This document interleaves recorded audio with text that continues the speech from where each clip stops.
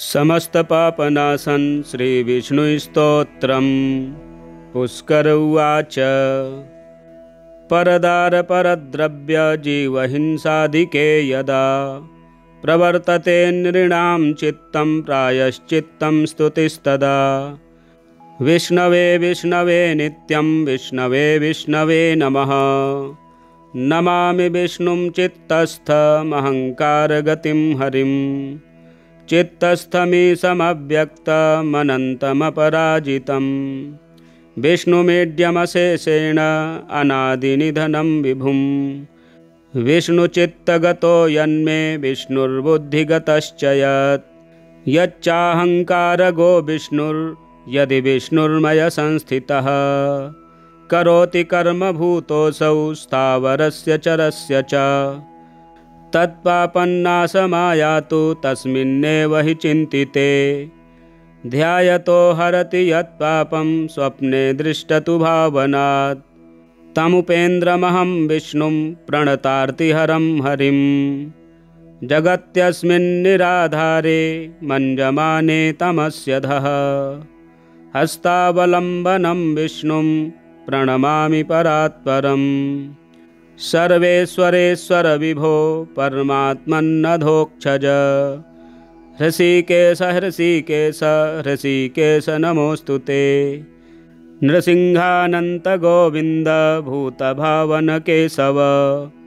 दुरुक्तं दुष्कृतं ध्यातं शमयाघन्नमोऽस्तु ते। यन्मया चिन्तितं दुष्टं स्वचित्तवशवर्तिना। अकार्यमहदत्युग्रं तच्छमन्नय केशव। ब्रह्मण्यदेव गोविन्द परमार्थपरायण। जगन्नाथ जगद्ध्यातः पापं प्रशमयाच्युत। यथा पराह्ने सायाह्ने मध्याह्ने च तथा निशि। कायेन मनसा वाचा कृतं पापमजानता। जानता च हृषीकेश पुण्डरीकाक्ष माधव। नामत्रयोच्चारणतः स्वप्ने यातु मम क्षयम्। शरीरं मे हृषीकेश पुण्डरीकाक्ष माधव। पापं प्रशमयाद्यत्वं वाक्कृतं मम माधव। यद्भुञ्जन् यत्स्वपस्तिष्ठन् गच्छन् जाग्रद्यदा स्थितः। कृतवान् पापमद्याहं कायेन मनसा गिरा। यत्स्वल्पमति यत् स्थूलं कुयोनिनरकावहं। तद्यातु प्रशमं सर्ववासुदेवानुकीर्तनात्। परं ब्रह्म परं धाम पवित्रं परमच्च यत्। तस्मिन् प्रकीर्तिते विष्णौ यत्पापं तत्प्रणश्यतु। यत्प्राप्य न निवर्तन्ते गन्धस्पर्शादिवर्जितं। सूरयस्तत्पदं विष्णोस्तत्सर्वं समयत्वधं।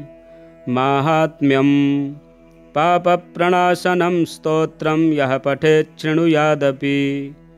शारीरैर्मानसैर्वाग्जैः कृतैः पापैः प्रमुच्यते। सर्वपापग्रहादिभ्यो याति विष्णोः परं पदम्। तस्मात् पापे कृते जप्यस्तोत्रं सर्वाघमर्दनम्।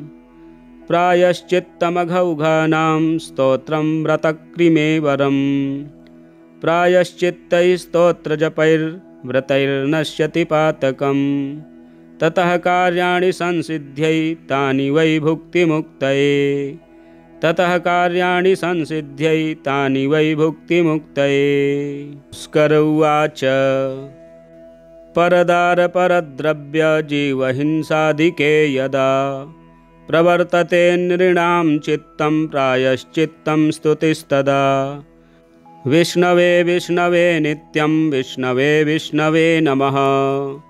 नमामि विष्णुं चित्तस्थमहङ्कारगतिं हरिं।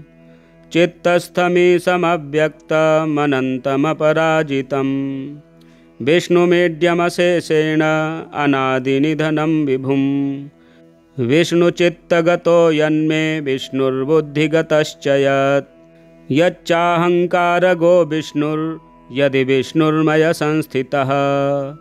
करोति कर्मभूतोऽसौ स्थावरस्य चरस्य च तत्पापन्नाशमायातु तस्मिन्नेव हि चिन्तिते ध्यायतो हरति यत्पापं स्वप्ने दृष्टतु भावनात् तमुपेन्द्रमहं विष्णुं प्रणतार्तिहरं हरिं जगत्यस्मिन्निराधारे मञ्जमाने तमस्यधः हस्तावलम्बनं विष्णुं प्रणमामि परात्परम् सर्वेश्वरेश्वर विभो परमात्मन्नधोक्षज हृषीकेश हृषीकेश हृषीकेश नमोऽस्तु ते नृसिंहानन्त गोविन्द भूतभावन केशव दुरुक्तं दुष्कृतं ध्यातं शमयाघन्नमोऽस्तु ते यन्मया चिन्तितं दुष्टं स्वचित्तवशवर्तिना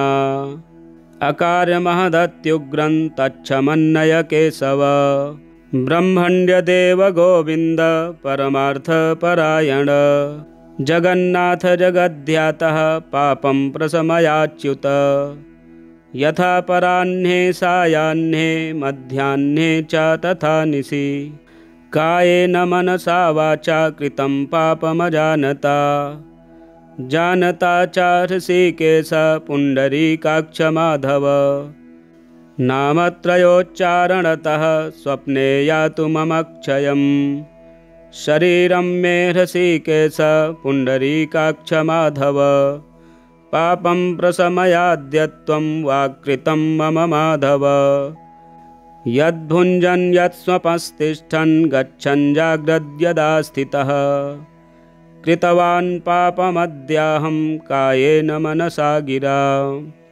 यत्स्वल्पमति यत् स्थूलं कुयोनि नरकावहम् तद्यातु प्रशमं सर्ववासुदेवानुकीर्तनात् परं ब्रह्म परं धाम पवित्रं परमच्चयत् तस्मिन् प्रकीर्तिते विष्णौ यत्पापं तत्प्रणश्यतु यत्प्राप्य न निवर्तन्ते गन्धस्पर्शादिवर्जितं सूरयस्तत्पदं विष्णोस्तत्सर्वं समयत्वधं माहात्म्यं पापप्रणाशनं स्तोत्रं यः पठेत् शृणुयादपि शारीरैर्मानसैर्वाग्जैः कृतैः पापैः प्रमुच्यते सर्वपापग्रहादिभ्यो याति विष्णोः परं पदम् तस्मात् पापे कृते जप्यस्तोत्रं सर्वाघमर्दनम् प्रायश्चित्तमघौघानां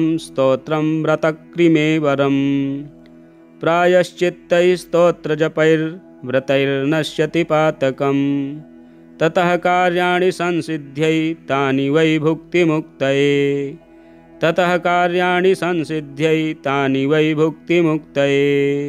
स्कर उवाच परदारपरद्रव्य जीवहिंसाधिके यदा प्रवर्तते नृणां चित्तं प्रायश्चित्तं स्तुतिस्तदा विष्णवे विष्णवे नित्यं विष्णवे विष्णवे नमः नमामि विष्णुं चित्तस्थमहङ्कारगतिं हरिं चित्तस्थमीशमव्यक्तमनन्तमपराजितं विष्णुमीड्यमशेषेण अनादिनिधनं विभुं विष्णुचित्तगतो यन्मे विष्णुर्बुद्धिगतश्च यच्चाहङ्कारगो विष्णुर्यदि विष्णुर्मय संस्थितः करोति कर्मभूतोऽसौ स्थावरस्य चरस्य च तत्पापन्नाशमायातु तस्मिन्नेव हि चिन्तिते ध्यायतो हरति यत्पापं स्वप्ने दृष्टतु भावनात्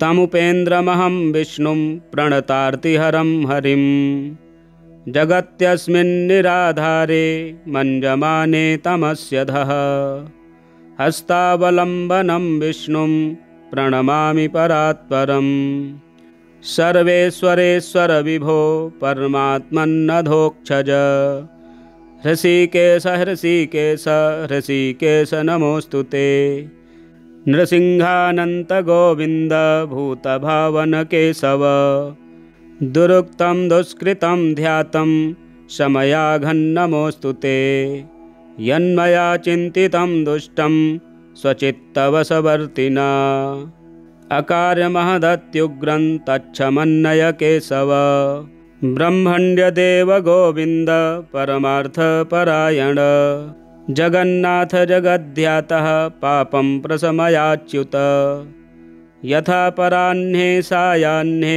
मध्याह्ने च तथा निशि कायेन मनसा वाचा कृतं पापमजानता जानता च ऋषिकेश पुण्डरीकाक्ष माधव नामत्रयोच्चारणतः स्वप्ने यातु ममक्षयम् शरीरं मे ऋषिकेश पुण्डरीकाक्ष माधव पापं प्रशमयाद्य त्वं वाक्कृतं मम माधव यद्भुञ्जन् यत्स्वपस्तिष्ठन् गच्छन् जाग्रद्यदा स्थितः कृतवान् पापमद्याहं कायेन मनसा गिरा यत्स्वल्पमति यत् स्थूलं कुयोनिनरकावहं तद्यातु प्रशमं सर्ववासुदेवानुकीर्तनात् परं ब्रह्म परं धाम पवित्रं परमच्चयत् तस्मिन् प्रकीर्तिते विष्णौ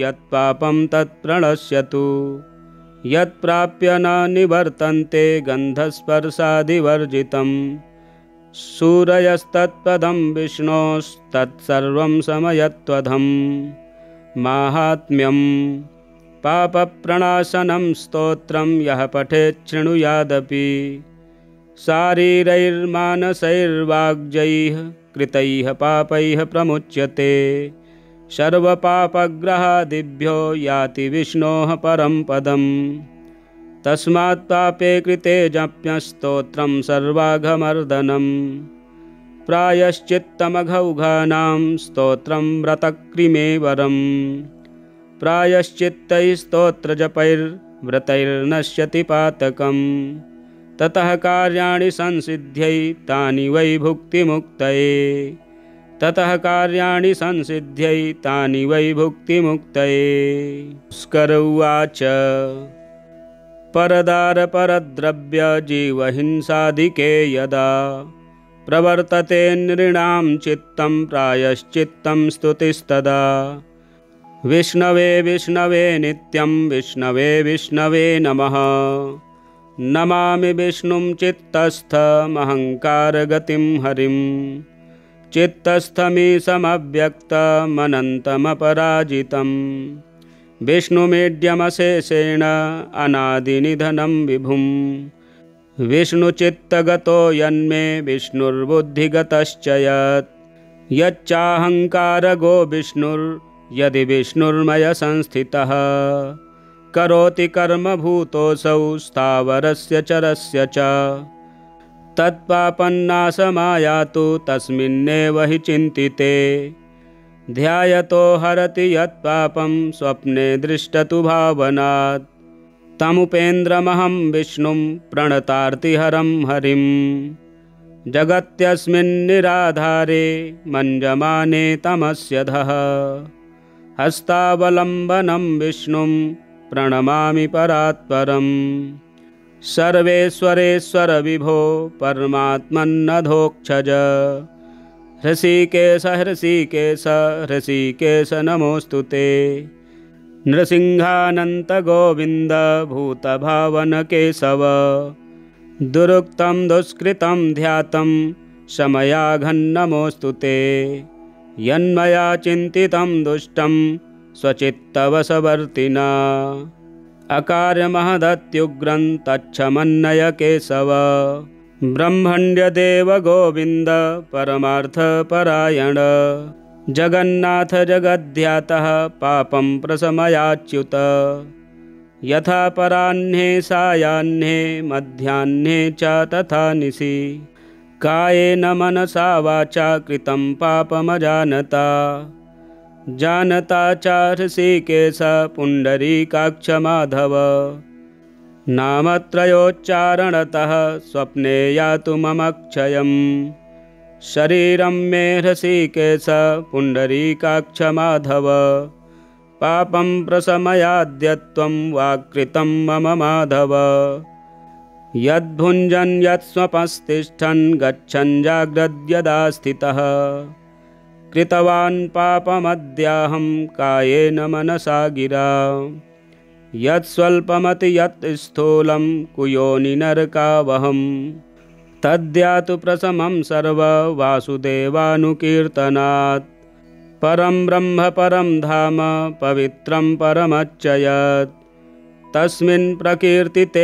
विष्णौ यत्पापं तत्प्रणश्यतु यत्प्राप्य न निवर्तन्ते गन्धस्पर्शादिवर्जितं सूरयस्तत्पदं विष्णोस्तत्सर्वं समयत्वधं माहात्म्यं पापप्रणाशनं स्तोत्रं यः पठेत् शृणुयादपि शारीरैर्मानसैर्वाग्जैः कृतैः पापैः प्रमुच्यते सर्वपापग्रहादिभ्यो याति विष्णोः परं पदम् तस्मात् पापे कृते जप्यस्तोत्रं सर्वाघमर्दनं प्रायश्चित्तमघौघानां स्तोत्रं व्रतक्रिमेवरं प्रायश्चित्तैस्तोत्रजपैर्व्रतैर्नश्यति पातकम् ततः कार्याणि संसिद्ध्यै तानि वै भुक्तिमुक्तये ततः कार्याणि संसिद्ध्यै तानि वै भुक्तिमुक्तये।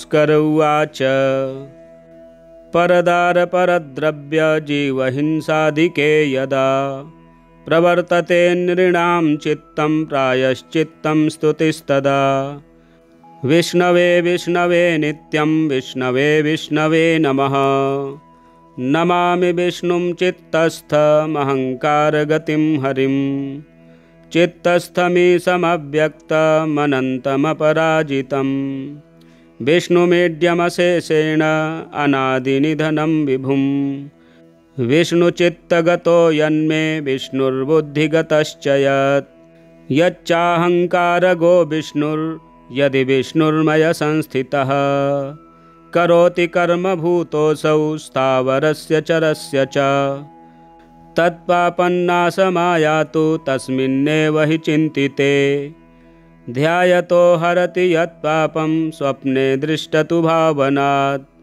तमुपेन्द्रमहं विष्णुं प्रणतार्तिहरं हरिं जगत्यस्मिन्निराधारे मञ्जमाने तमस्यधः हस्तावलम्बनं विष्णुं प्रणमामि परात्परम् सर्वेश्वरेश्वर विभो परमात्मन्नधोक्षज हृषीकेश हृषीकेश हृषीकेश नमोऽस्तु ते नृसिंहानन्त गोविन्द भूतभावन केशव दुरुक्तं दुष्कृतं ध्यातं शमयाघन्नमोऽस्तु ते यन्मया चिन्तितं दुष्टं स्वचित्तवशवर्तिना अकार्यमहदत्युग्रं तच्छमन्नय केशव ब्रह्मण्यदेव गोविन्द परमार्थपरायण जगन्नाथ जगद्ध्यातः पापं प्रशमयाच्युत यथा पराह्ने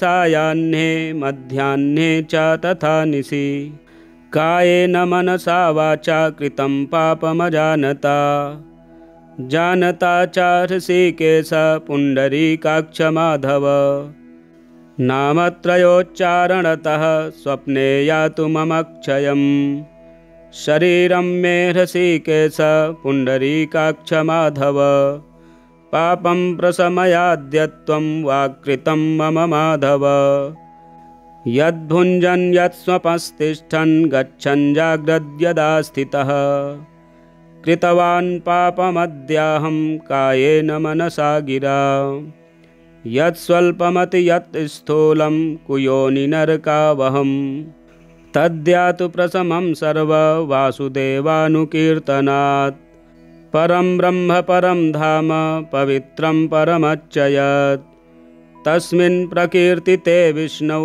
यत्पापं तत्प्रणश्यतु यत्प्राप्य न निवर्तन्ते गन्धस्पर्शादिवर्जितं सूरयस्तत्पदं विष्णोस्तत्सर्वं समयत्वधं माहात्म्यं पापप्रणाशनं स्तोत्रं यः पठेत् शृणुयादपि शारीरैर्मानसैर्वाग्जैः कृतैः पापैः प्रमुच्यते।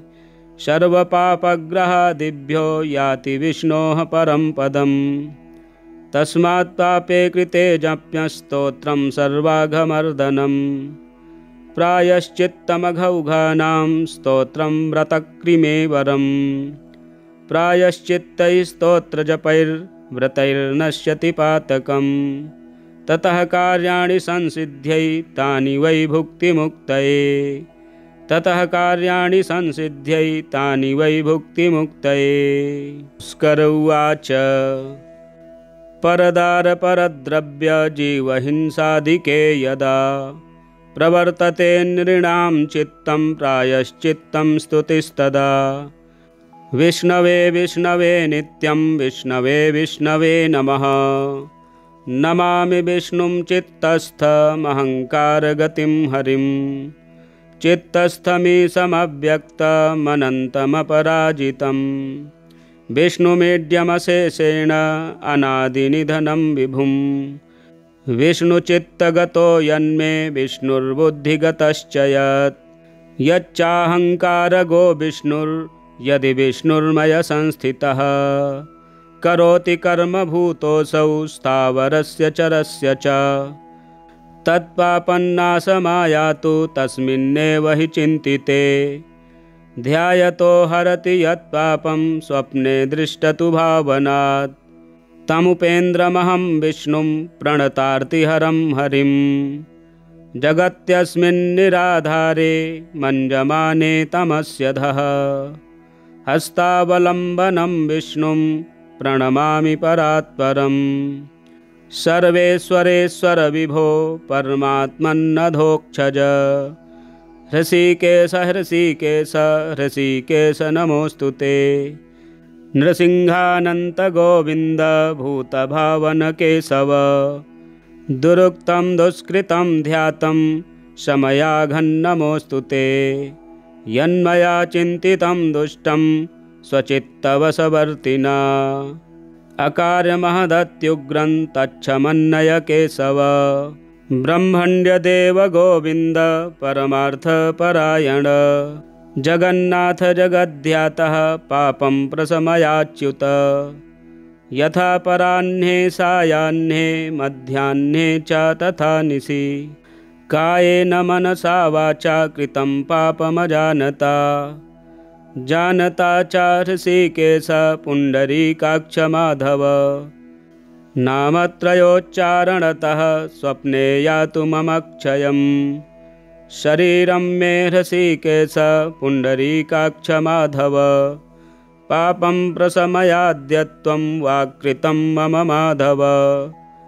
यद्भुञ्जन् यत्स्वपस्तिष्ठन् गच्छन् जाग्रद्यदा स्थितः। कृतवान् पापमद्याहं कायेन मनसा गिरा। यत्स्वल्पमति यत् स्थूलं कुयोनिनरकावहम्। तद्यातु प्रशमं सर्ववासुदेवानुकीर्तनात्। परं ब्रह्म परं धाम पवित्रं परमच्चयत्। तस्मिन् प्रकीर्तिते विष्णौ यत्पापं तत्प्रणश्यतु।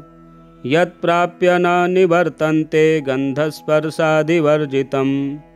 सूरयस्तत्पदं विष्णोस्तत्सर्वं समयत्वधं। माहात्म्यं पापप्रणाशनं स्तोत्रं यः पठेत् शृणुयादपि। शारीरैर्मानसैर्वाग्जैः कृतैः पापैः प्रमुच्यते। सर्वपापग्रहादिभ्यो याति विष्णोः परं पदम्। तस्मात् पापे कृते जप्यस्तोत्रं सर्वाघमर्दनम्। प्रायश्चित्तमघौघानां स्तोत्रं व्रतक्रिमेवरम्। प्रायश्चित्तैस्तोत्रजपैर्व्रतैर्नश्यति पातकम्। ततः कार्याणि संसिद्ध्यै तानि वै भुक्तिमुक्तये।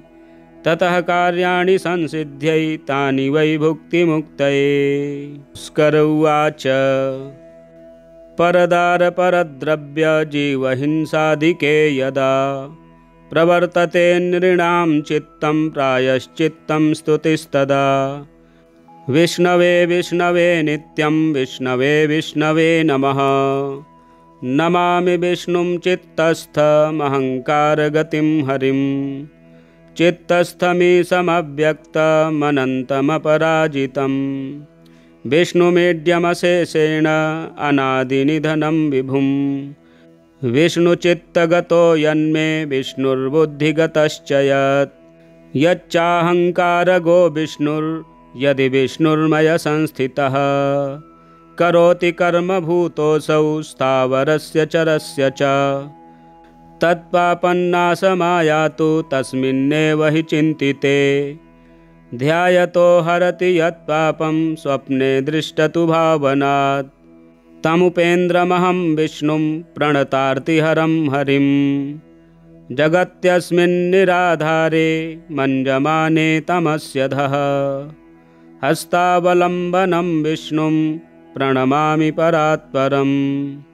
सर्वेश्वरेश्वर विभो परमात्मन्नधोक्षज हृषीकेश हृषीकेश हृषीकेश नमोऽस्तु ते नृसिंहानन्त गोविन्द भूतभावन केशव दुरुक्तं दुष्कृतं ध्यातं शमयाघन्नमोऽस्तु ते यन्मया चिन्तितं दुष्टं स्वचित्तवशवर्तिना अकार्यमहदत्युग्रं तच्छमन्नय केशव ब्रह्मण्यदेव गोविन्द परमार्थपरायण जगन्नाथ जगद्ध्यातः पापं प्रशमयाच्युत यथा पराह्ने सायाह्ने मध्याह्ने च तथा निशि कायेन मनसा वाचा कृतं पापमजानता जानता च हृषीकेश पुण्डरीकाक्ष माधव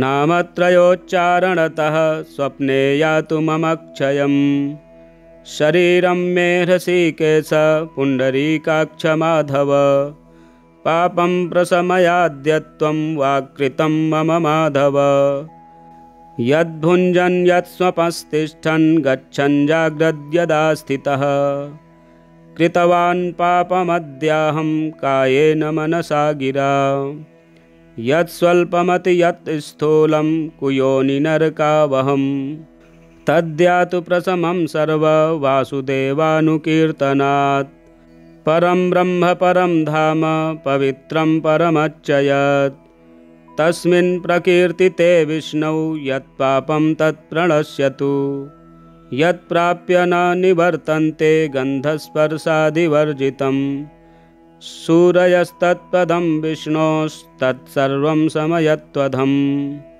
माहात्म्यं पापप्रणाशनं स्तोत्रं यः पठेत् शृणुयादपि शारीरैर्मानसैर्वाग्जैः कृतैः पापैः प्रमुच्यते सर्वपापग्रहादिभ्यो याति विष्णोः परं पदं तस्मात् पापे कृते जप्यस्तोत्रं सर्वाघमर्दनं प्रायश्चित्तमघौघानां स्तोत्रं व्रतक्रिमेवरं प्रायश्चित्तैस्तोत्रजपैर्व्रतैर्नश्यति पातकं ततः कार्याणि संसिद्ध्यै तानि वै भुक्तिमुक्तये ततः कार्याणि संसिद्ध्यै तानि वै भुक्तिमुक्तये।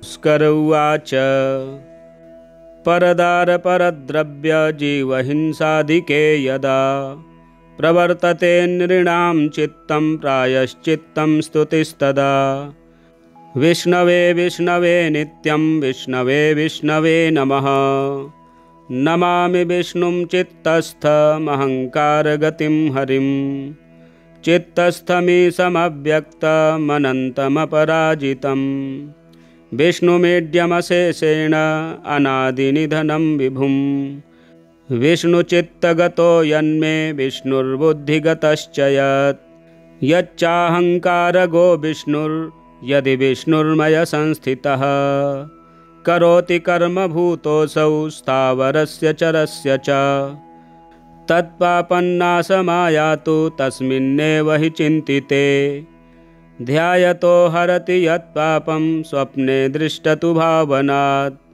तमुपेन्द्रमहं विष्णुं प्रणतार्तिहरं हरिं जगत्यस्मिन्निराधारे मञ्जमाने तमस्यधः हस्तावलम्बनं विष्णुं प्रणमामि परात्परम्। सर्वेश्वरेश्वर विभो परमात्मन्नधोक्षज। हृषीकेश हृषीकेश हृषीकेश नमोऽस्तु ते। नृसिंहानन्त गोविन्द भूतभावन केशव। दुरुक्तं दुष्कृतं ध्यातं शमयाघन्नमोऽस्तु ते। यन्मया चिन्तितं दुष्टं स्वचित्तवशवर्तिना। अकार्यमहदत्युग्रं तच्छमन्नय केशव। ब्रह्मण्यदेव गोविन्द परमार्थपरायण। जगन्नाथ जगद्ध्यातः पापं प्रशमयाच्युत। यथा पराह्ने सायाह्ने मध्याह्ने च तथा निशि। कायेन मनसा वाचा कृतं पापमजानता। जानता च हृषीकेश पुण्डरीकाक्ष माधव। नामत्रयोच्चारणतः स्वप्ने यातु ममक्षयम्। शरीरं मे हृषीकेश पुण्डरीकाक्ष माधव। पापं प्रशमयाद्यत्वं वाक्कृतं मम माधव।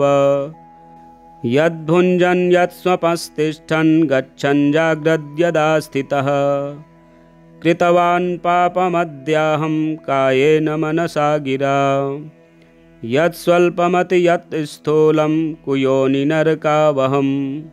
तद्यातु प्रशमं सर्ववासुदेवानुकीर्तनात्।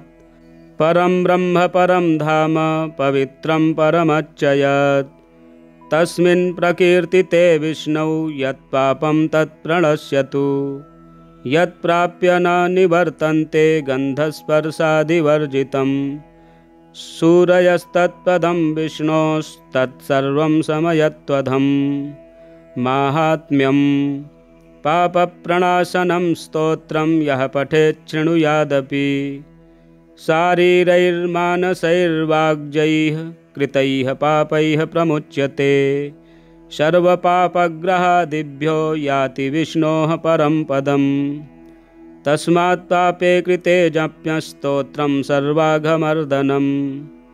प्रायश्चित्तमघौघानां स्तोत्रं व्रतक्रिमेवरम्। प्रायश्चित्तैः स्तोत्रजपैर्व्रतैर्नश्यति पातकम्। ततः कार्याणि संसिद्ध्यै तानि वै भुक्तिमुक्तये। ततः कार्याणि संसिद्ध्यै तानि वै भुक्तिमुक्तये। भास्कर उवाच। परदारपरद्रव्य जीवहिंसाधिके यदा। प्रवर्तते नृणां चित्तं प्रायश्चित्तं स्तुतिस्तदा।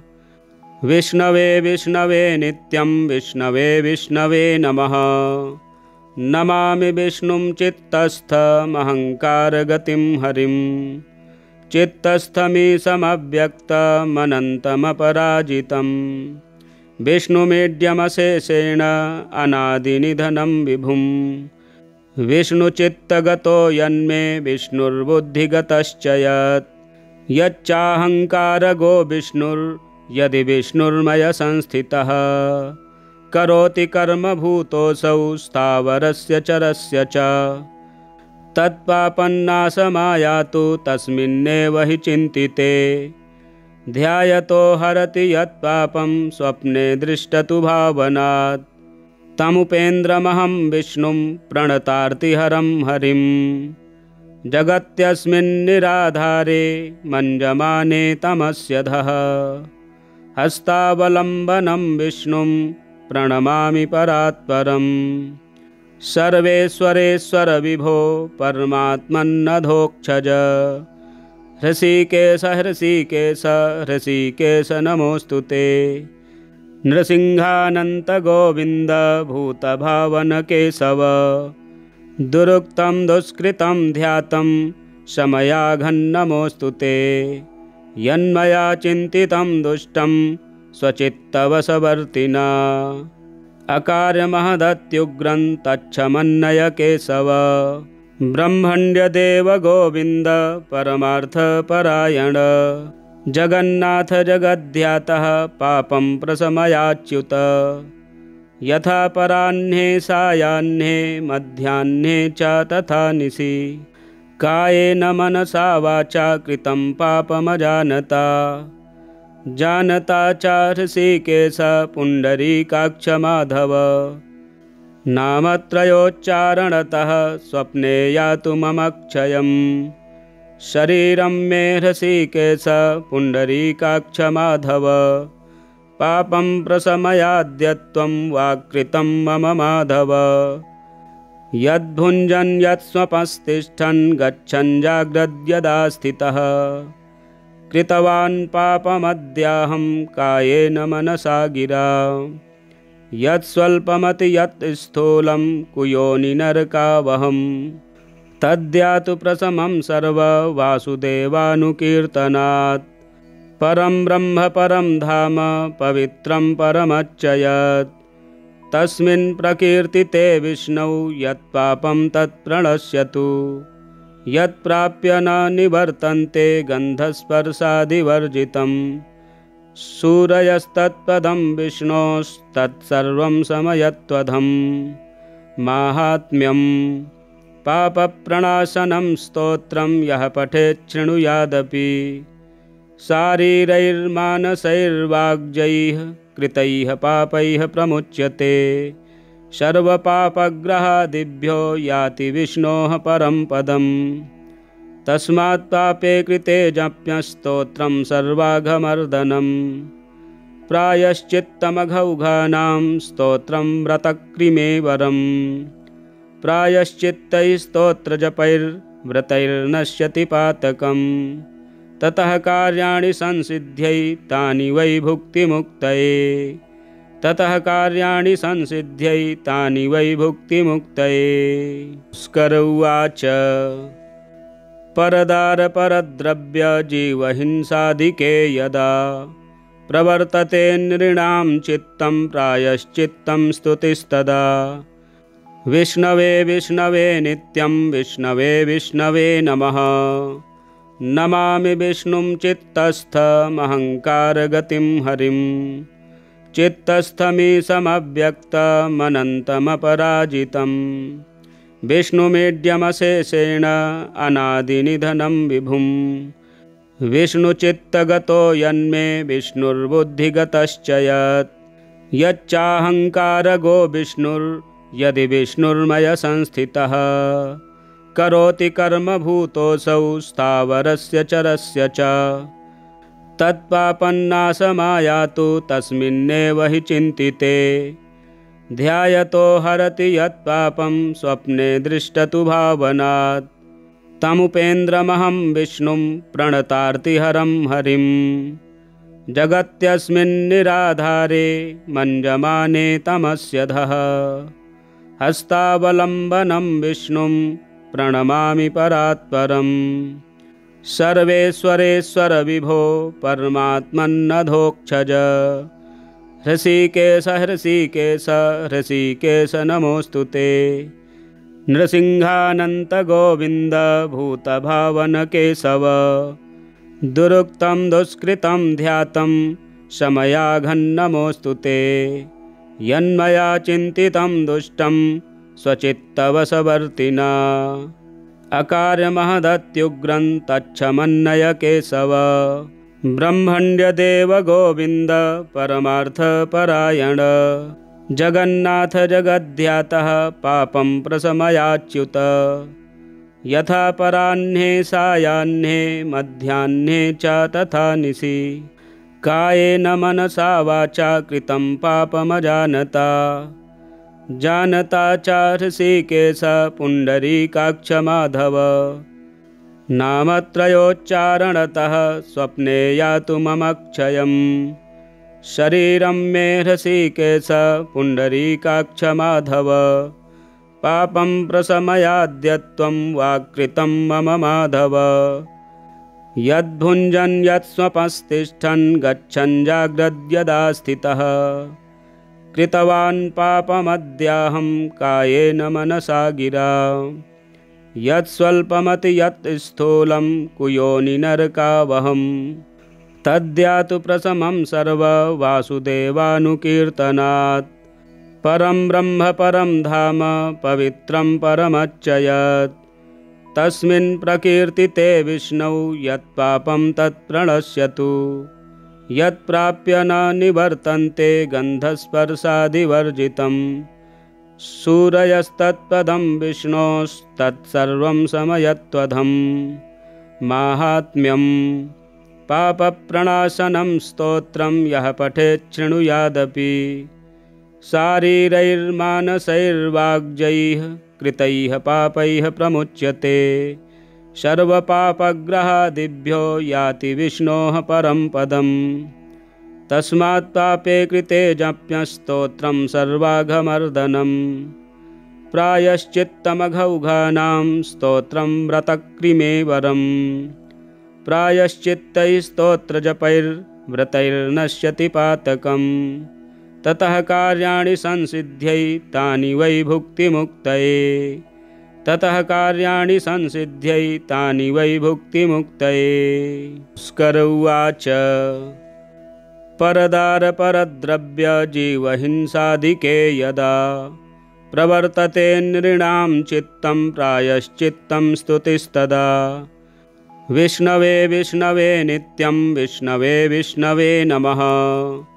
नमामि विष्णुं चित्तस्थमहङ्कारगतिं हरिं। चित्तस्थमीशमव्यक्तमनन्तमपराजितं। विष्णुमीड्यमशेषेण अनादिनिधनं विभुं। विष्णुचित्तगतो यन्मे विष्णुर्बुद्धिगतश्च यत्। यच्चाहङ्कारगो विष्णुर्यदि विष्णुर्मय संस्थितः। करोति कर्मभूतोऽसौ स्थावरस्य चरस्य च। तत्पापन्नाशमायातु तस्मिन्नेव हि चिन्तिते। ध्यायतो हरति यत्पापं स्वप्ने दृष्टतु भावनात्। तमुपेन्द्रमहं विष्णुं प्रणतार्तिहरं हरिं। जगत्यस्मिन्निराधारे मञ्जमाने तमस्यधः। हस्तावलम्बनं विष्णुं प्रणमामि परात्परम्। सर्वेश्वरेश्वर विभो परमात्मन्नधोक्षज। हृषीकेश हृषीकेश हृषीकेश नमोऽस्तु ते। नृसिंहानन्त गोविन्द भूतभावन केशव। दुरुक्तं दुष्कृतं ध्यातं शमयाघन्नमोऽस्तु ते। यन्मया चिन्तितं दुष्टं स्वचित्तवशवर्तिना। अकार्यमहदत्युग्रं तच्छमन्नय केशव। ब्रह्मण्यदेव गोविन्द परमार्थपरायण। जगन्नाथ जगद्ध्यातः पापं प्रशमयाच्युत। यथा पराह्ने सायाह्ने मध्याह्ने च तथा निशि। कायेन मनसा वाचा कृतं पापमजानता। जानता च हृषीकेश पुण्डरीकाक्ष माधव। नामत्रयोच्चारणतः स्वप्ने यातु ममक्षयम्। शरीरं मे हृषीकेश पुण्डरीकाक्ष माधव। पापं प्रशमयाद्यत्वं वाक्कृतं मम माधव। यद्भुञ्जन् यत्स्वपस्तिष्ठन् गच्छन् जाग्रद्यदा स्थितः। कृतवान् पापमद्याहं कायेन मनसा गिरा। यत्स्वल्पमति यत् स्थूलं कुयोनि नरकावहम्। तद्यातु प्रशमं सर्ववासुदेवानुकीर्तनात्। परं ब्रह्म परं धाम पवित्रं परमच्चयत्। तस्मिन् प्रकीर्तिते विष्णौ यत्पापं तत्प्रणश्यतु। यत्प्राप्य न निवर्तन्ते गन्धस्पर्शादिवर्जितम्।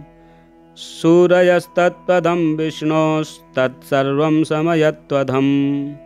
माहात्म्यं पापप्रणाशनं स्तोत्रं यः पठेत् शृणुयादपि। शारीरैर्मानसैर्वाग्जैः कृतैः पापैः प्रमुच्यते। सर्वपापग्रहादिभ्यो याति विष्णोः परं पदम्। तस्मात् पापे कृते जप्यस्तोत्रं सर्वाघमर्दनम्।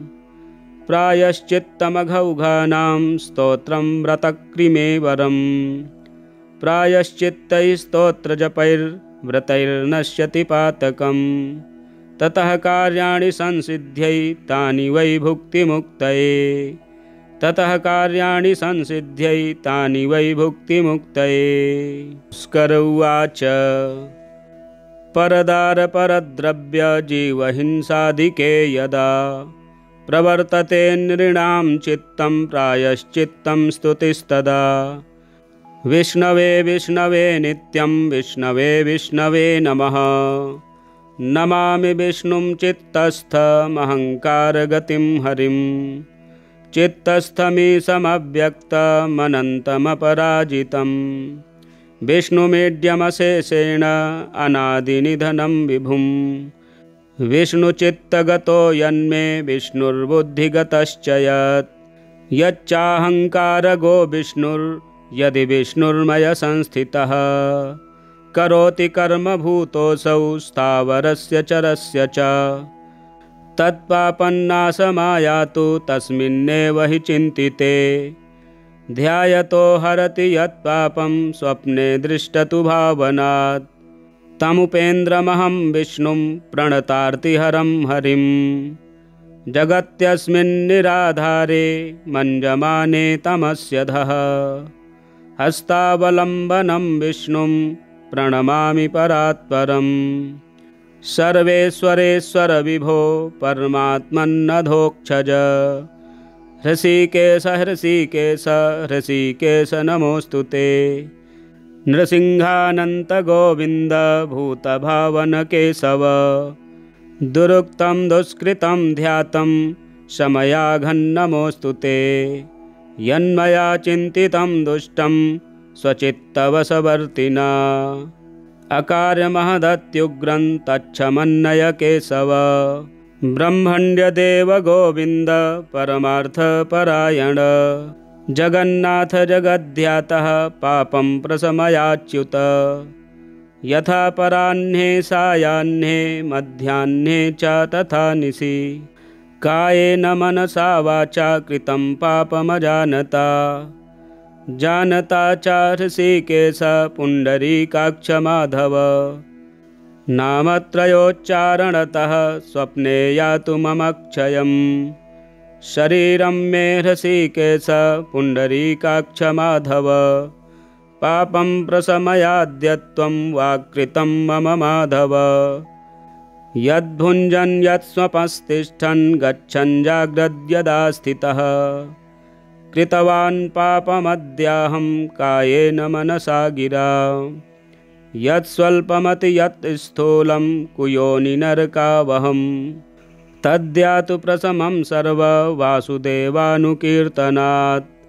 परं ब्रह्म परं धाम पवित्रं परमच्चयत्। तस्मिन् प्रकीर्तिते विष्णौ यत्पापं तत्प्रणश्यतु।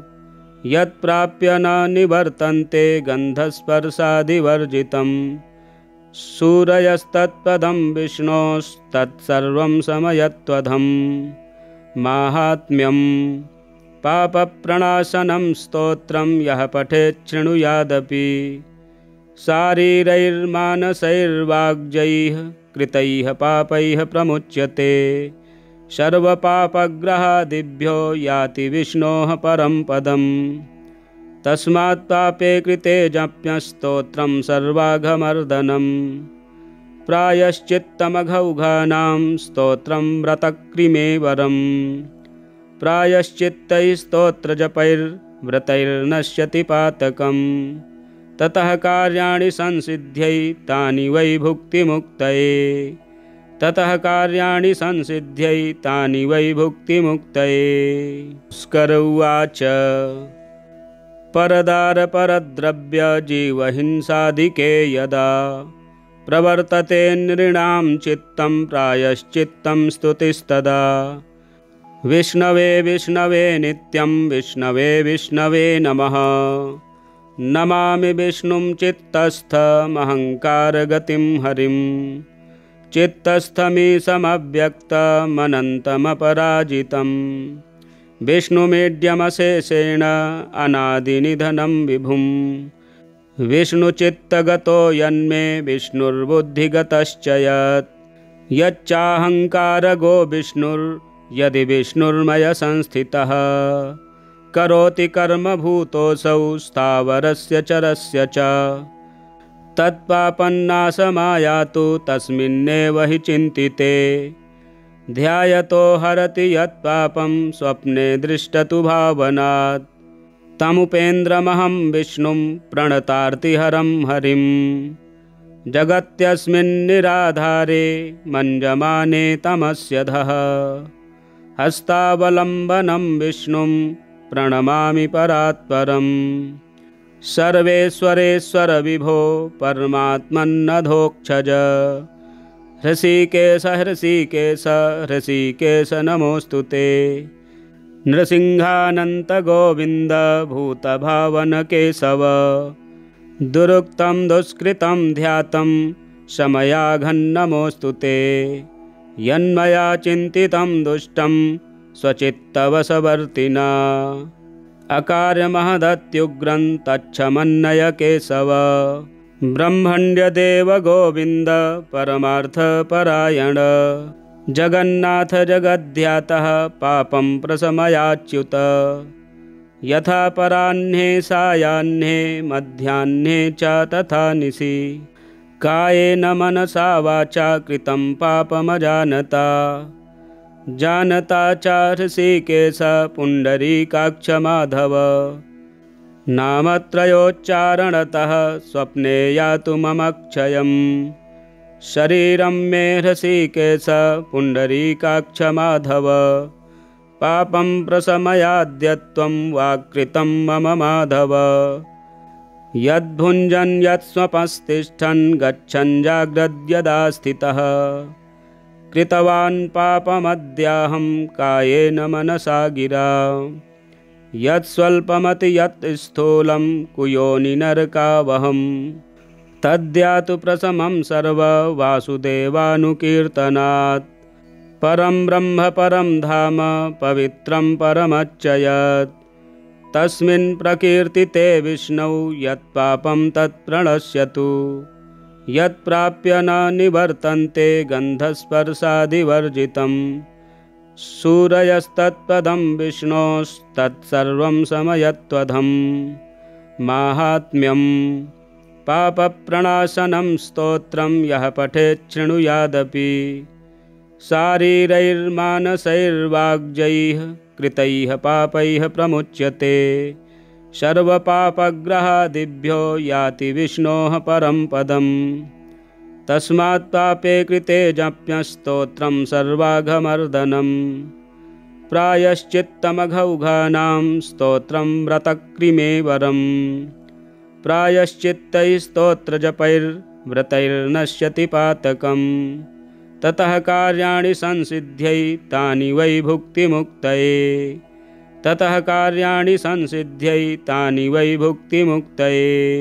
पुष्कर उवाच परदारपरद्रव्य जीवहिंसाधिके यदा प्रवर्तते नृणां चित्तं प्रायश्चित्तं स्तुतिस्तदा विष्णवे विष्णवे नित्यं विष्णवे विष्णवे नमः नमामि विष्णुं चित्तस्थमहङ्कारगतिं हरिं चित्तस्थमीशमव्यक्तमनन्तमपराजितं विष्णुमीड्यमशेषेण अनादिनिधनं विभुं विष्णुचित्तगतो यन्मे विष्णुर्बुद्धिगतश्च यच्चाहङ्कारगो विष्णुर्यदि विष्णुर्मय संस्थितः करोति कर्मभूतोऽसौ स्थावरस्य चरस्य च तत्पापन्नाशमायातु तस्मिन्नेव हि चिन्तिते ध्यायतो हरति यत्पापं स्वप्ने दृष्टतु भावनात् तमुपेन्द्रमहं विष्णुं प्रणतार्तिहरं हरिं जगत्यस्मिन्निराधारे मञ्जमाने तमस्यधः हस्तावलम्बनं विष्णुं प्रणमामि परात्परम् सर्वेश्वरेश्वर विभो परमात्मन्नधोक्षज हृषीकेश हृषीकेश हृषीकेश नमोऽस्तु ते नृसिंहानन्त गोविन्द भूतभावन केशव दुरुक्तं दुष्कृतं ध्यातं शमयाघन्नमोऽस्तु ते। यन्मया चिन्तितं दुष्टं स्वचित्तवशवर्तिना। अकार्यमहदत्युग्रं तच्छमन्नय केशव। ब्रह्मण्यदेव गोविन्द परमार्थपरायण। जगन्नाथ जगद्ध्यातः पापं प्रशमयाच्युत। यथा पराह्ने सायाह्ने मध्याह्ने च तथा निशि। कायेन मनसा वाचा कृतं पापमजानता। जानता च ऋषिकेश पुण्डरीकाक्ष माधव। नामत्रयोच्चारणतः स्वप्ने यातु ममक्षयम्। शरीरं मे ऋषिकेश पुण्डरीकाक्ष माधव। पापं प्रशमयाद्यत्वं वाक्कृतं मम माधव। यद्भुञ्जन् यत्स्वपस्तिष्ठन् गच्छन् जाग्रद्यदा स्थितः। कृतवान् पापमद्याहं कायेन मनसा गिरा। यत्स्वल्पमति यत् स्थूलं कुयोनि नरकावहम्। तद्यातु प्रशमं सर्ववासुदेवानुकीर्तनात्। परं ब्रह्म परं धाम पवित्रं परमच्चयत्। तस्मिन् प्रकीर्तिते विष्णौ यत्पापं तत्प्रणश्यतु। यत्प्राप्य न निवर्तन्ते गन्धस्पर्शादिवर्जितं। सूरयस्तत्पदं विष्णोस्तत्सर्वं समयत्वधम्। माहात्म्यं पापप्रणाशनं स्तोत्रं यः पठेत् शृणुयादपि। शारीरैर्मानसैर्वाग्जैः कृतैः पापैः प्रमुच्यते। सर्वपापग्रहादिभ्यो याति विष्णोः परं पदम्। तस्मात् पापे कृते जप्यस्तोत्रं सर्वाघमर्दनम्। प्रायश्चित्तमघौघानां स्तोत्रं व्रतक्रिमेवरम्। प्रायश्चित्तैः स्तोत्रजपैर्व्रतैर्नश्यति पातकम्। ततः कार्याणि संसिद्ध्यै तानि वै भुक्तिमुक्तये। ततः कार्याणि संसिद्ध्यै तानि वै भुक्तिमुक्तये। भास्कर उवाच। परदारपरद्रव्य जीवहिंसाधिके यदा। प्रवर्तते नृणां चित्तं प्रायश्चित्तं स्तुतिस्तदा। विष्णवे विष्णवे नित्यं विष्णवे विष्णवे नमः। नमामि विष्णुं चित्तस्थमहङ्कारगतिं हरिं। चित्तस्थमीशमव्यक्तमनन्तमपराजितं। विष्णुमीड्यमशेषेण अनादिनिधनं विभुं। विष्णुचित्तगतो यन्मे विष्णुर्बुद्धिगतश्च यत्। यच्चाहङ्कारगो विष्णुर्यदि विष्णुर्मय संस्थितः। करोति कर्मभूतोऽसौ स्थावरस्य चरस्य च।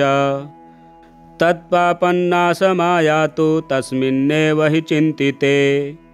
ध्यायतो हरति यत्पापं स्वप्ने दृष्टतु भावनात्।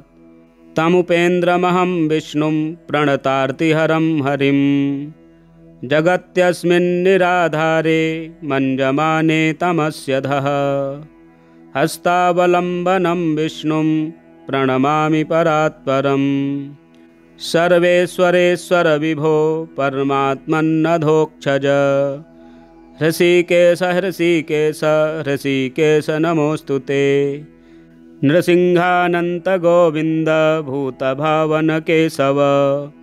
दुरुक्तं दुष्कृतं ध्यातं शमयाघन्नमोऽस्तु ते। यन्मया चिन्तितं दुष्टं स्वचित्तवशवर्तिना।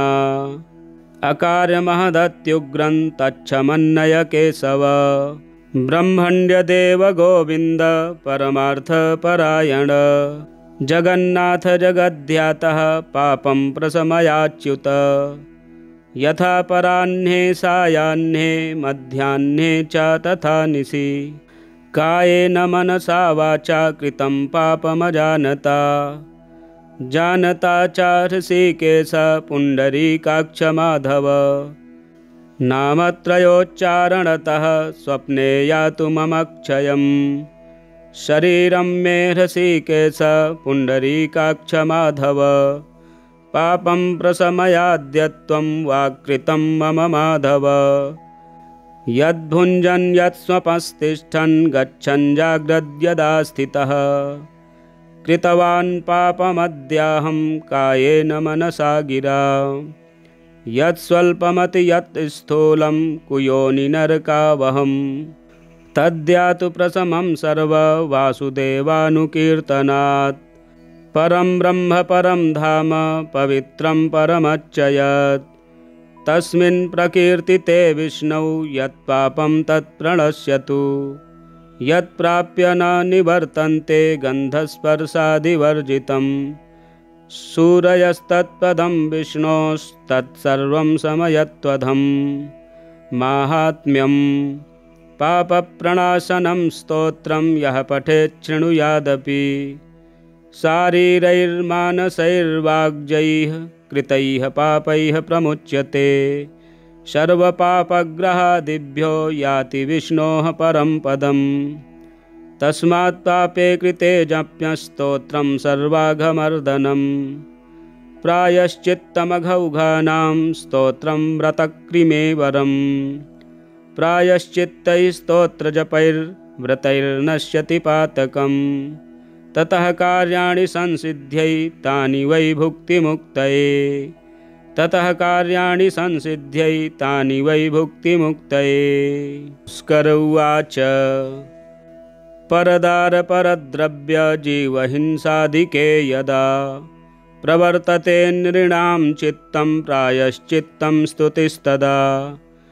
विष्णवे विष्णवे नित्यं विष्णवे विष्णवे नमः। नमामि विष्णुं चित्तस्थमहङ्कारगतिं हरिं। चित्तस्थमीशमव्यक्तमनन्तमपराजितं विष्णुमीड्यमशेषेण अनादिनिधनं विभुं। विष्णुचित्तगतो यन्मे विष्णुर्बुद्धिगतश्च यत्। यच्चाहङ्कारगो विष्णुर्यदि विष्णुर्मय संस्थितः। करोति कर्मभूतोऽसौ स्थावरस्य चरस्य च। तत्पापन्नाशमायातु तस्मिन्नेव हि चिन्तिते। ध्यायतो हरति यत्पापं स्वप्ने दृष्टतु भावनात्। तमुपेन्द्रमहं विष्णुं प्रणतार्तिहरं हरिं। जगत्यस्मिन्निराधारे मञ्जमाने तमस्यधः। हस्तावलम्बनं विष्णुं प्रणमामि परात्परम्। सर्वेश्वरेश्वर विभो परमात्मन्नधोक्षज। हृषीकेश हृषीकेश हृषीकेश नमोऽस्तु ते। नृसिंहानन्त गोविन्द भूतभावन केशव। दुरुक्तं दुष्कृतं ध्यातं शमयाघन्नमोऽस्तु ते। यन्मया चिन्तितं दुष्टं स्वचित्तवशवर्तिना। अकार्यमहदत्युग्रं तच्छमन्नय केशव। ब्रह्मण्यदेव गोविन्द परमार्थपरायण। जगन्नाथ जगद्ध्यातः पापं प्रशमयाच्युत। यथा पराह्ने सायाह्ने मध्याह्ने च तथा निशि। कायेन मनसा वाचा कृतं पापमजानता। जानता च हृषीकेश पुण्डरीकाक्ष माधव। नामत्रयोच्चारणतः स्वप्ने यातु मम क्षयम्। शरीरं मे हृषीकेश पुण्डरीकाक्ष माधव। पापं प्रशमयाद्यत्वं वाक्कृतं मम माधव। यद्भुञ्जन् यत्स्वपस्तिष्ठन् गच्छन् जाग्रद्यदा स्थितः कृतवान् पापमद्याहं कायेन मनसा गिरा। यत्स्वल्पमति यत् स्थूलं कुयोनि नरकावहं तद्यातु प्रशमं सर्ववासुदेवानुकीर्तनात्।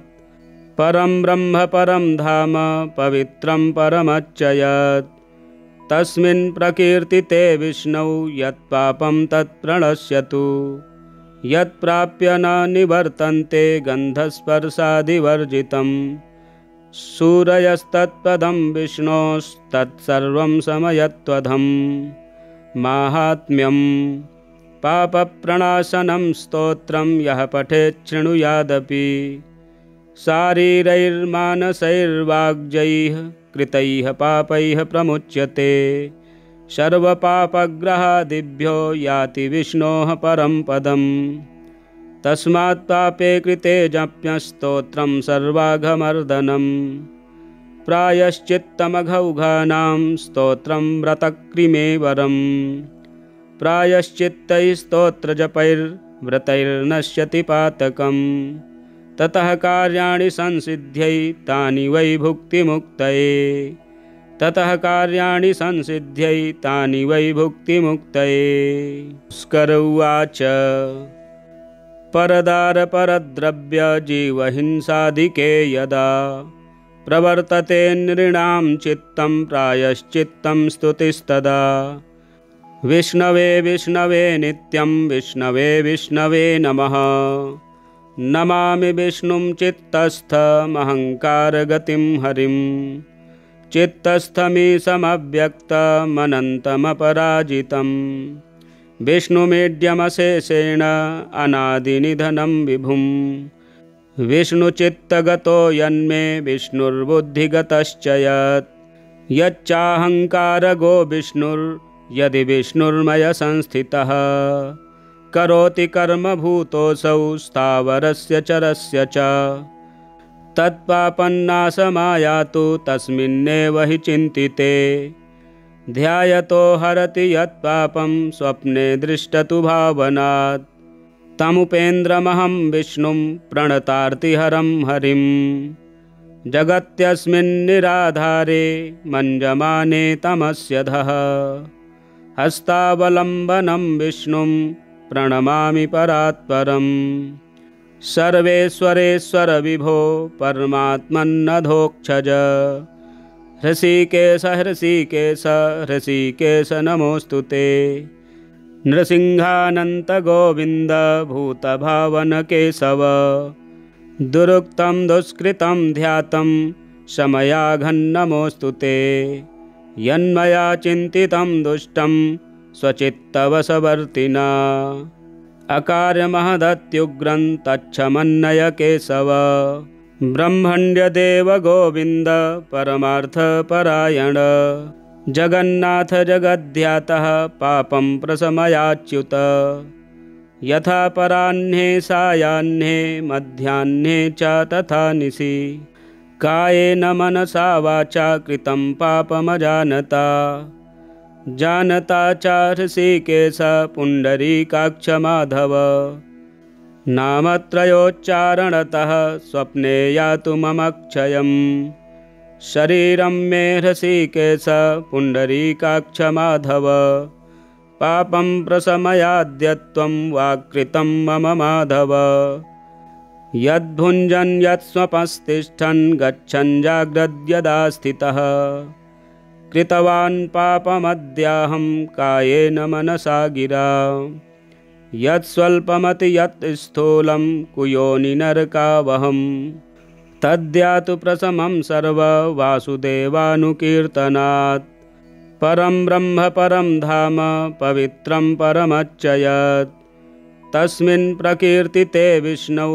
यत्पापं तत्प्रणश्यतु यत्प्राप्य न निवर्तन्ते गन्धस्पर्शादिवर्जितं सूरयस्तत्पदं विष्णोस्तत्सर्वं समयत्वधं माहात्म्यं पापप्रणाशनं स्तोत्रं यः पठेत् शृणुयादपि शारीरैर्मानसैर्वाग्जैः कृतैः पापैः प्रमुच्यते सर्वपापग्रहादिभ्यो याति विष्णोः परं पदम् तस्मात् पापे कृते जप्यस्तोत्रं सर्वाघमर्दनं प्रायश्चित्तमघौघानां स्तोत्रं व्रतक्रिमेवरम् प्रायश्चित्तैस्तोत्रजपैर्व्रतैर्नश्यति पातकम् ततः कार्याणि संसिद्ध्यै तानि वै भुक्तिमुक्तये ततः कार्याणि संसिद्ध्यै तानि वै भुक्तिमुक्तये। स्कर उवाच परदारपरद्रव्यजीवहिंसादिके यदा प्रवर्तते नृणां चित्तं प्रायश्चित्तं स्तुतिस्तदा। विष्णवे विष्णवे नित्यं विष्णवे विष्णवे नमः। नमामि विष्णुं चित्तस्थमहङ्कारगतिं हरिं। चित्तस्थमीशमव्यक्तमनन्तमपराजितं। विष्णुमीड्यमशेषेण अनादिनिधनं विभुं। विष्णुचित्तगतो यन्मे विष्णुर्बुद्धिगतश्च यत्। यच्चाहङ्कारगो विष्णुर्यदि विष्णुर्मय संस्थितः। करोति कर्मभूतोऽसौ स्थावरस्य चरस्य च। तत्पापन्नाशमायातु तस्मिन्नेव हि चिन्तिते। ध्यायतो हरति यत्पापं स्वप्ने दृष्टतु भावनात्। तमुपेन्द्रमहं विष्णुं प्रणतार्तिहरं हरिं। जगत्यस्मिन्निराधारे मञ्जमाने तमस्यधः। हस्तावलम्बनं विष्णुं प्रणमामि परात्परम्। सर्वेश्वरेश्वर विभो परमात्मन्नधोक्षज। हृषीकेश हृषीकेश हृषीकेश नमोऽस्तु ते। नृसिंहानन्त गोविन्द भूतभावन केशव। दुरुक्तं दुष्कृतं ध्यातं शमयाघन्नमोऽस्तु ते। यन्मया चिन्तितं दुष्टं स्वचित्तवशवर्तिना। अकार्यमहदत्युग्रं तच्छमन्नय केशव। ब्रह्मण्यदेव गोविन्द परमार्थपरायण। जगन्नाथ जगद्ध्यातः पापं प्रशमयाच्युत। यथा पराह्ने सायाह्ने मध्याह्ने च तथा निशि। कायेन मनसा वाचा कृतं पापमजानता। जानता च हृषीकेश पुण्डरीकाक्ष माधव। नामत्रयोच्चारणतः स्वप्ने यातु मम क्षयम्। शरीरं मे हृषीकेश पुण्डरीकाक्ष माधव। पापं प्रशमयाद्यत्वं वाक्कृतं मम माधव। यद्भुञ्जन् यत्स्वपस्तिष्ठन् गच्छन् जाग्रद्यदा स्थितः। कृतवान् पापमद्याहं कायेन मनसा गिरा। यत्स्वल्पमति यत् स्थूलं कुयोनिनरकावहम्। तद्यातु प्रशमं सर्ववासुदेवानुकीर्तनात्। परं ब्रह्म परं धाम पवित्रं परमच्च यत्। तस्मिन् प्रकीर्तिते विष्णौ यत्पापं तत्प्रणश्यतु।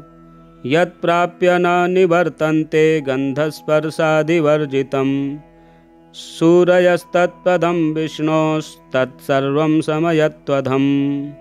माहात्म्यं पापप्रणाशनं स्तोत्रं यः पठेत् शृणुयादपि। शारीरैर्मानसैर्वाग्जैः कृतैः पापैः प्रमुच्यते। सर्वपापग्रहादिभ्यो याति विष्णोः परं पदम्। तस्मात् पापे कृते जप्यस्तोत्रं सर्वाघमर्दनम्। प्रायश्चित्तमघौघानां स्तोत्रं व्रतक्रिमेवरम्।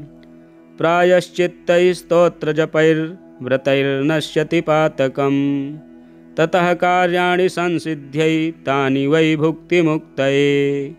ततः कार्याणि संसिद्ध्यै तानि वै भुक्तिमुक्तये। स्कर उवाच परदारपरद्रव्य जीवहिंसादिके यदा। प्रवर्तते नृणां चित्तं प्रायश्चित्तं स्तुतिस्तदा। विष्णवे विष्णवे नित्यं विष्णवे विष्णवे नमः। नमामि विष्णुं चित्तस्थमहङ्कारगतिं हरिं। चित्तस्थमीशमव्यक्तमनन्तमपराजितं। विष्णुमीड्यमशेषेण अनादिनिधनं विभुं। विष्णुचित्तगतो यन्मे विष्णुर्बुद्धिगतश्च यत्। यच्चाहङ्कारगो विष्णुर्यदि विष्णुर्मय संस्थितः। करोति कर्मभूतोऽसौ स्थावरस्य चरस्य च। तत्पापन्नाशमायातु तस्मिन्नेव हि चिन्तिते। ध्यायतो हरति यत्पापं स्वप्ने दृष्टतु भावनात्। तमुपेन्द्रमहं विष्णुं प्रणतार्तिहरं हरिं जगत्यस्मिन्निराधारे मञ्जमाने तमस्यधः हस्तावलम्बनं विष्णुं प्रणमामि परात्परम् सर्वेश्वरेश्वर विभो परमात्मन्नधोक्षज हृषीकेश हृषीकेश हृषीकेश नमोऽस्तु ते नृसिंहानन्त गोविन्द भूतभावन केशव दुरुक्तं दुष्कृतं ध्यातं शमयाघन्नमोऽस्तु ते यन्मया चिन्तितं दुष्टं स्वचित्तवशवर्तिना अकार्यमहदत्युग्रं तच्छमन्नय केशव ब्रह्मण्यदेव गोविन्द परमार्थपरायण जगन्नाथ जगद्ध्यातः पापं प्रशमयाच्युत यथा पराह्ने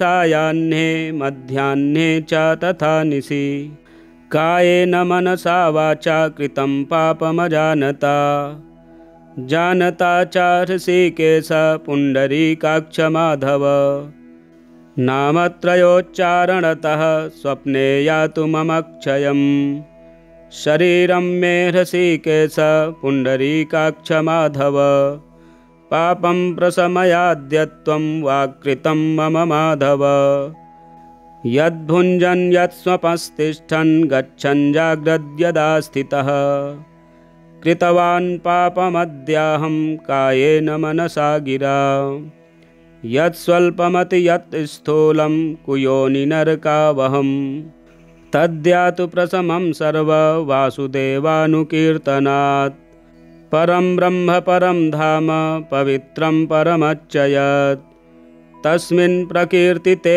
विष्णौ यत्पापं तत्प्रणश्यतु यत्प्राप्य न निवर्तन्ते गन्धस्पर्शादिवर्जितं सूरयस्तत्पदं विष्णोस्तत्सर्वं समयत्वधं माहात्म्यं पापप्रणाशनं स्तोत्रं यः पठेत् शृणुयादपि शारीरैर्मानसैर्वाग्जैः कृतैः पापैः प्रमुच्यते सर्वपापग्रहादिभ्यो याति विष्णोः परं पदम् तस्मात् पापे कृते जप्यस्तोत्रं सर्वाघमर्दनं प्रायश्चित्तमघौघानां स्तोत्रं व्रतक्रिमेवरं प्रायश्चित्तैस्तोत्रजपैर्व्रतैर्नश्यति पातकम् ततः कार्याणि संसिद्ध्यै तानि वै भुक्तिमुक्तये ततः कार्याणि संसिद्ध्यै तानि वै भुक्तिमुक्तये। स्कर उवाच परदारपरद्रव्य जीवहिंसादिके यदा प्रवर्तते नृणां चित्तं प्रायश्चित्तं स्तुतिस्तदा विष्णवे विष्णवे नित्यं विष्णवे विष्णवे नमः नमामि विष्णुं चित्तस्थमहङ्कारगतिं हरिं चित्तस्थमीशमव्यक्तमनन्तमपराजितं विष्णुमीड्यमशेषेण अनादिनिधनं विभुं विष्णुचित्तगतो यन्मे विष्णुर्बुद्धिगतश्च यच्चाहङ्कारगो विष्णुर्यदि विष्णुर्मय संस्थितः करोति कर्मभूतोऽसौ स्थावरस्य चरस्य च तत्पापन्नाशमायातु तस्मिन्नेव हि चिन्तिते ध्यायतो हरति यत्पापं स्वप्ने दृष्टतु भावनात् तमुपेन्द्रमहं विष्णुं प्रणतार्तिहरं हरिं जगत्यस्मिन्निराधारे मञ्जमाने तमस्यधः हस्तावलम्बनं विष्णुं प्रणमामि परात्परम् सर्वेश्वरेश्वर विभो परमात्मन्नधोक्षज हृषीकेश हृषीकेश हृषीकेश नमोऽस्तु ते नृसिंहानन्त गोविन्द भूतभावन केशव दुरुक्तं दुष्कृतं ध्यातं शमयाघन्नमोऽस्तु ते यन्मया चिन्तितं दुष्टं स्वचित्तवशवर्तिना अकार्यमहदत्युग्रं तच्छमन्नय केशव ब्रह्मण्यदेव गोविन्द परमार्थपरायण जगन्नाथ जगद्ध्यातः पापं प्रशमयाच्युत यथा पराह्ने सायाह्ने मध्याह्ने च तथा निशि कायेन मनसा वाचा कृतं पापमजानता जानता च ऋषिकेश पुण्डरीकाक्ष माधव नामत्रयोच्चारणतः स्वप्ने यातु ममक्षयम् शरीरं मे ऋषिकेश पुण्डरीकाक्ष माधव पापं प्रशमयाद्यत्वं वाक्कृतं मम माधव यद्भुञ्जन् यत्स्वपस्तिष्ठन् गच्छन् जाग्रद्यदा स्थितः कृतवान् पापमद्याहं कायेन मनसा गिरा यत्स्वल्पमति यत् स्थूलं कुयोनि नरकावहम् तद्यातु प्रशमं सर्ववासुदेवानुकीर्तनात् परं ब्रह्म परं धाम पवित्रं परमच्चयत् तस्मिन् प्रकीर्तिते विष्णौ यत्पापं तत्प्रणश्यतु यत्प्राप्य न निवर्तन्ते गन्धस्पर्शादिवर्जितं सूरयस्तत्पदं विष्णोस्तत्सर्वं समयत्वधं माहात्म्यं पापप्रणाशनं स्तोत्रं यः पठेत् शृणुयादपि शारीरैर्मानसैर्वाग्जैः कृतैः पापैः प्रमुच्यते सर्वपापग्रहादिभ्यो याति विष्णोः परं पदम् तस्मात् पापे कृते जप्यस्तोत्रं सर्वाघमर्दनम् प्रायश्चित्तमघौघानां स्तोत्रं व्रतक्रिमेवरम् प्रायश्चित्तैः स्तोत्रजपैर्व्रतैर्नश्यति पातकम् ततः कार्याणि संसिद्ध्यै तानि वै भुक्तिमुक्तये ततः कार्याणि संसिद्ध्यै तानि वै भुक्तिमुक्तये।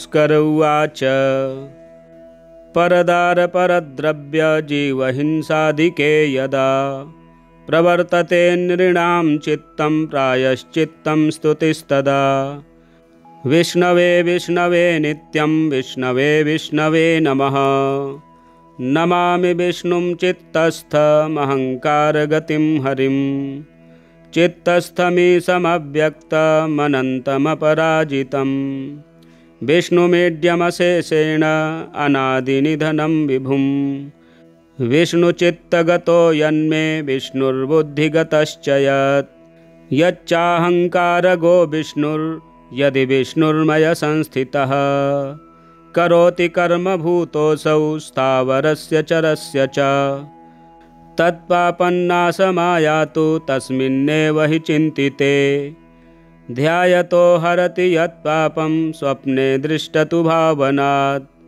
तमुपेन्द्रमहं विष्णुं प्रणतार्तिहरं हरिं जगत्यस्मिन्निराधारे मञ्जमाने तमस्यधः हस्तावलम्बनं विष्णुं प्रणमामि परात्परम् सर्वेश्वरेश्वर विभो परमात्मन्नधोक्षज हृषिकेश हृषिकेश हृषिकेश नमोऽस्तु ते नृसिंहानन्त गोविन्द भूतभावन केशव दुरुक्तं दुष्कृतं ध्यातं शमयाघन्नमोऽस्तु ते यन्मया चिन्तितं दुष्टं स्वचित्तवशवर्तिना अकार्यमहदत्युग्रं तच्छमन्नय केशव ब्रह्मण्यदेव गोविन्द परमार्थपरायण जगन्नाथ जगद्ध्यातः पापं प्रशमयाच्युत यथा पराह्ने सायाह्ने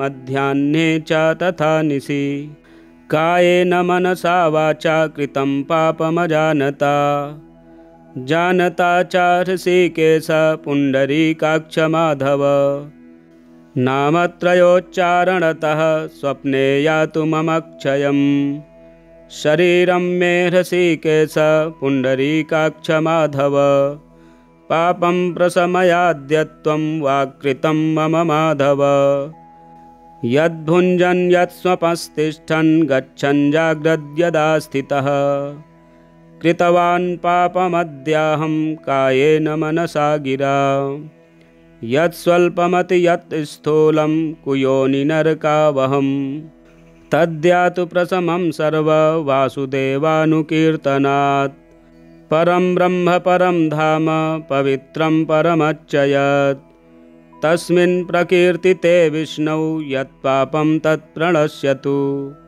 यत्प्राप्य न निवर्तन्ते गन्धस्पर्शादिवर्जितं सूरयस्तत्पदं विष्णोस्तत्सर्वं समयत्वधं माहात्म्यं पापप्रणाशनं स्तोत्रं यः पठेत् शृणुयादपि शारीरैर्मानसैर्वाग्जैः कृतैः पापैः प्रमुच्यते सर्वपापग्रहादिभ्यो याति विष्णोः परं पदम् तस्मात् पापे कृते जप्यस्तोत्रं सर्वाघमर्दनं प्रायश्चित्तमघौघानां स्तोत्रं व्रतक्रिमेवरम् प्रायश्चित्तैस्तोत्रजपैर्व्रतैर्नश्यति पातकम् ततः कार्याणि संसिद्ध्यै तानि वै भुक्तिमुक्तये ततः कार्याणि संसिद्ध्यै तानि वै भुक्तिमुक्तये इत्याग्नेये महापुराणे सर्वपापप्रायश्चित्तं पापनाशनं स्तोत्रम संपूर्णम। आज एकादशी के दिन 11 पाठ श्रवण करने से समस्त पापों का नाश होता है, सुख शांति समृद्धि की प्राप्ति होती है। आप पाठ श्रवण करें। यदि हमारे चैनल में नए हैं तो चैनल को सब्सक्राइब करें, वीडियो शेयर करें, लाइक करें। जय श्री गणेश।